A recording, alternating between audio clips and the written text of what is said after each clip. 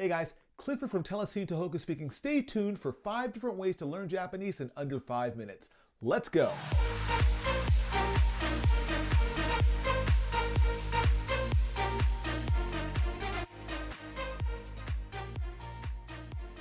Alright guys, so I'm going to talk to you about 5 different ways that I've used to learn Japanese while living here in Japan. To be fair, I did study a little bit of Japanese before I came to Japan, but I believe that living here helped my Japanese skyrocket. So these 5 different ways are in no order of importance, but I will say as a caveat, there's very little dependent upon traditional textbook approaches. So just going to give you a heads up. Alright, so the first way that I used was self-study. And for that, one of my favorite go-tos was JapanesePod101.com. This is a series of audio programs that you can listen to. They're divided by beginner, intermediate, advanced, whatever your level of Japanese is, and they're fun, entertaining, engaging audio dialogue that are meant to communicate different points of Japanese grammar. So you can go in and listening to the audio is free, but if you want to have access to actual PDF breakdowns of the kanji that are used or the grammatical points stressed, you can have a subscription. So that's one self-study tool that I really liked using, and it was really good because they're also situationally based as well. I remember one time going to the post office and clicking on a lesson that was like,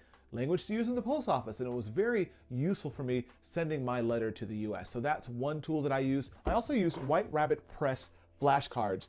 You can do the equivalent of this. This is really expensive. You can do this for free on an SRS system like Anki. Different Japanese users who study Japanese have loaded in sets of cards. But what I love about these cards, they're plastic coated. I get 5 minutes here, 5 minutes there. I just flash through them, and they have the native Chinese and Japanese readings of every kanji, plus the kanji in 6 different word combinations, so you get a real feel, not only for the definition, but how that kanji is used. And then the final self-study tool I used was Japanese graded readers, which helped improve my reading ability. And there are also audio CDs that come with these, pretty expensive, but if you have the money, I would go ahead and make that investment. That brings us to the second way that I learned Japanese while here, and that was through signing up for private tutoring, or in some cases, participating in free or cheap-ish classroom settings. So for those of you guys who can't do the self-study mechanism, going into more of a traditional classroom setting, most of the places here in Sendai offer Mina no Nihongo, Japanese for Everyone, as the standard textbook to be used in classes.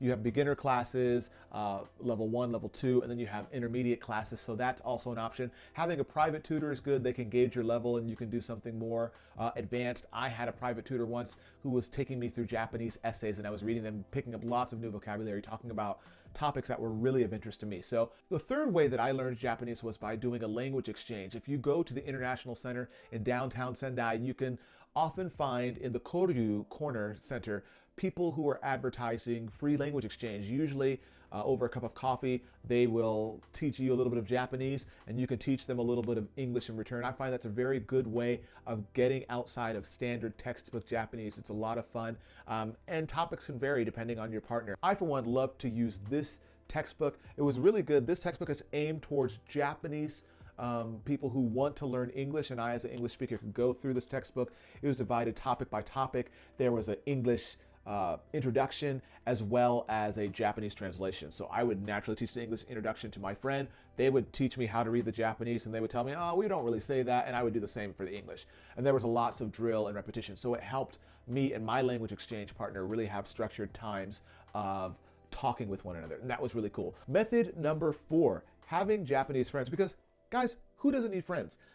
Me having Japanese friends, I learned a lot of expressions. Now, I didn't understand half of what they were saying when they were talking with one another, but they'd be very patient with me, very kind with me, teach me Japanese, and we could go out and do social events. We'd go out to restaurants, eat, things like that. And that was a great way of learning Japanese, the Japanese that young people use.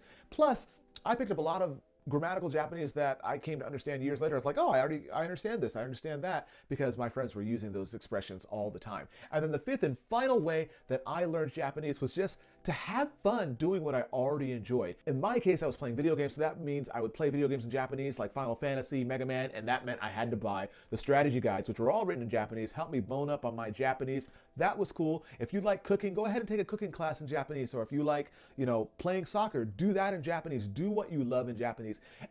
This also included, for me, watching a lot of television dramas. I could watch them over and over again, pick up Japanese expressions, so that's a lot of fun. So hey guys, that wraps up 5 different ways that I learned Japanese Japanese, and you can learn Japanese in under 5 minutes. If you liked this video, go ahead and smash that like button down below. And if you want to get more videos like this, please go ahead and click subscribe. Thanks guys for watching, and I'll check you on the flip side. Peace!